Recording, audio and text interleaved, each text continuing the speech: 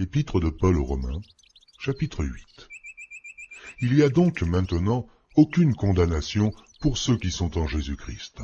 En effet, la loi de l'esprit de vie en Jésus-Christ m'a affranchi de la loi du péché et de la mort. Car chose impossible à la loi, parce que la chair la rendait sans force, Dieu a condamné le péché dans la chair en envoyant, à cause du péché, son propre Fils dans une chair semblable à celle du péché.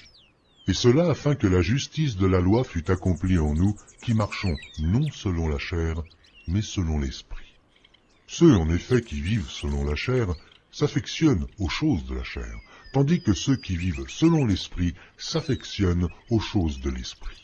Et l'affection de la chair, c'est la mort, tandis que l'affection de l'esprit, c'est la vie et la paix.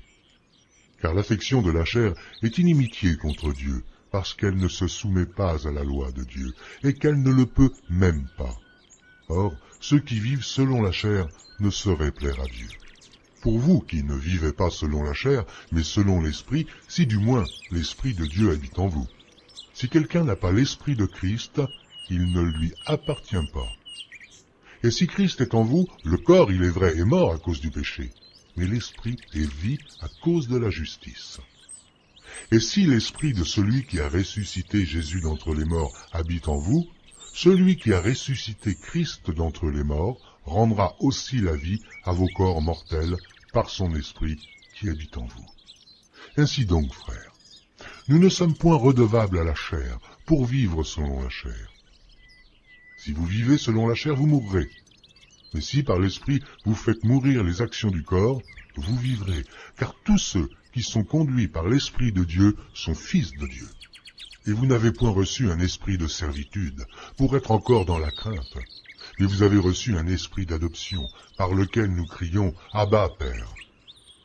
L'Esprit lui-même rend témoignage à notre esprit, que nous sommes enfants de Dieu. Or, si nous sommes enfants, nous sommes aussi héritiers, héritiers de Dieu et co-héritiers de Christ, si toutefois nous souffrons avec lui, afin d'être glorifiés avec lui. J'estime que les souffrances du temps présent ne sauraient être comparées à la gloire à venir, qui sera révélée pour nous. Aussi la création attend-elle avec un ardent désir la révélation des fils de Dieu. Car la création a été soumise à la vanité, non de son gré, mais à cause de celui qui l'y a soumise, avec l'espérance qu'elle aussi sera affranchie de la servitude, de la corruption, pour avoir part à la liberté de la gloire des enfants de Dieu. Or, nous savons que jusqu'à ce jour, la création tout entière soupire et souffre les douleurs de l'enfantement. Et ce n'est pas elle seulement, mais nous aussi, qui avons les prémices de l'esprit. Nous aussi, nous soupirons en nous-mêmes en attendant l'adoption, la rédemption de notre corps.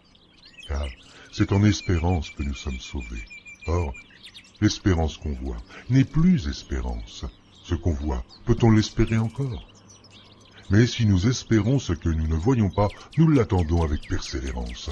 De même aussi l'Esprit nous aide dans notre faiblesse, car nous ne savons pas ce qu'il nous convient de demander dans nos prières.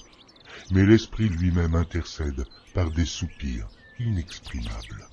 Et celui qui sonde les cœurs connaît quelle est la pensée de l'Esprit, parce que c'est selon Dieu qu'il intercède en faveur des saints. Nous savons du reste que toute chose concourt au bien de ceux qui aiment Dieu, de ceux qui sont appelés selon son dessein. Car ceux qu'il a connus d'avance, il les a aussi prédestinés à être semblables à l'image de son Fils, afin que son Fils fût le premier-né entre plusieurs frères. Et ceux qu'il a prédestinés, il les a aussi appelés, et ceux qu'il a appelés, il les a aussi justifiés, et ceux qu'il a justifiés, il les a aussi glorifiés. Que dirons-nous donc à l'égard de ces choses? Si Dieu est pour nous, qui sera contre nous? Lui qui n'a point épargné son propre Fils, mais qui l'a livré pour nous, comment ne nous donnera-t-il pas aussi toutes choses avec lui? Qui accusera les élus de Dieu? C'est Dieu qui justifie. Qui les condamnera? Christ est mort. Bien plus, il est ressuscité, et il est à la droite de Dieu, et il intercède pour nous. Qui nous séparera de l'amour de Christ? Sera-ce la tribulation ou l'angoisse, ou la persécution, ou la faim, ou la nudité, ou le péril, ou l'épée? Selon qu'il est écrit, C'est à cause de toi qu'on nous met à mort tout le jour, qu'on nous regarde comme des brebis destinées à la boucherie. Mais, dans toutes ces choses, nous sommes plus que vainqueurs par celui qui nous a aimés.